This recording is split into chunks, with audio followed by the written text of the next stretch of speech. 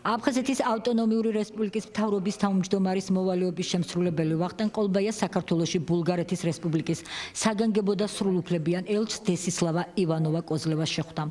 მთავრობის თავმჯდომარემ ბულგარელ დიპლომატს მოკლედ გააცნო აფხაზეთში კონფლიქტამდე და მის შემდეგ განვითარებული მოვლენები და ის პრობლემები, რომლებსაც ადგილობრივ მოსახლეობას საოკუპაციო რეჟიმი უქმნის. ვახტანგ ყოლბაიამ ხაზი გაუსვა ევროკავშირის, გაეროსა და სხვა საერთაშორისო ორგანიზაციების წვლილს კონფლიქტების დარეგულირების საკითხში და ბულგარეთის მხარდაჭერას საქართველოსთვის ვიზა ლიბერალიზაციის მინიჭების პროცესში.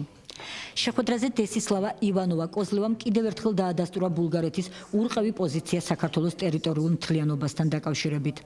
როგორც ბულგარეთის ელჩმა აღნიშნა, მისი ქვეყანა საქართველოს ევროპულ და ევროატლანტიკურ სტრუქტურებში ინტეგრაციის ერთ-ერთი მთავარი მხარდამჭერია. ჩვენ ტრადიციას გვაქვს სეული შეხვედრები საქართველოში აკრედიტებულ ელჩებთან. ამჯერად ჩვენ ვუმასპინძლეთ ბულგარეთის რესპუბლიკის სრულუფლებიან ელჩს საქართველოში. განვიხილეთ ყველა ასპექტი დაწყებული საქართველო-ბულგარეთის ურთიერთობიდან და დამთავრებული იმ პრობლემებით, იმ პროექტებით, რომელსაც ახორციელებს აფხაზეთის ხელისუფლება საერთაშორისო თანამეგობრობის მეშვეობით დევნილებში. განსაკუთრებული ყურადღება მიაქცია ქალბატონმა ელჩმა აფხაზეთში არსებულ მდგომარეობას, გალში მიმდინარე პროცესებს. ჩვენი ურთიერთობა გაგრძელდება.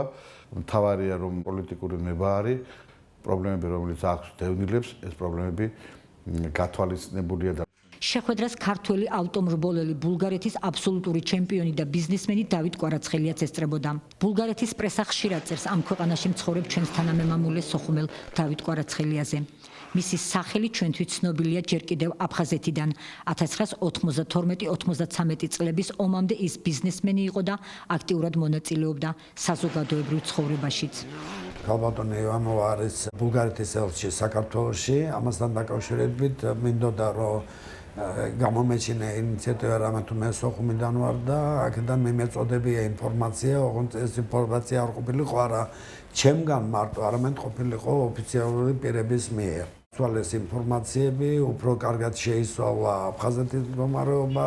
როგორც მოგეხსენებათ, მე ვარ ერთ-ერთი კომპანიის დირექტორი ბულგარეთში, ამის გარდა ვარ ბულგარეთის აბსოლუტური ჩემპიონი ავტორბოლაში და მინდა ვისარგებლო აი ამ ჩემი ავტორიტეტით, თუ რამე შემიძლია გავუკეთო აფხაზეთის დევნილ მოსახლეობას. აღსანიშნავია, რომ ბულგარეთის საელჩო 2017-2019 წლებში ნატოს საკონტაქტო საელჩო იქნება, ხოლო 2018 წელს 6 თვით ბულგარეთი ევროკავშირის თავმჯდომარე ქვეყანა გახდება.